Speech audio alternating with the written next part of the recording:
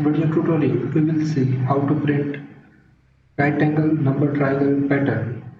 Let's move to Visual Studio Code and execute this pattern. We can see here in this pattern, the triangle is aligned in the left side. The numbers are gradually increasing line by line. 1, 2, 3, 4 and 5. Along with every number, a space character is appended in this pattern. Let's type code to print this pattern. Declare and initialize a variable with 0. We are going to use while loop here. While I less than 5. 5 is nothing but the required number of iterations. And at the end of every iteration, we are going to increase I value by 1. Our I value will be 0, 1, 2, 3 and 4. At the end of 5th iteration, I value will become 5. 5 less than 5, condition false, and our iteration is going to stop here.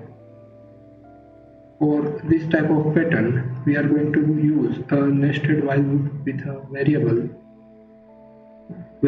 j is equal to 0, nested while j minus 1 less than I.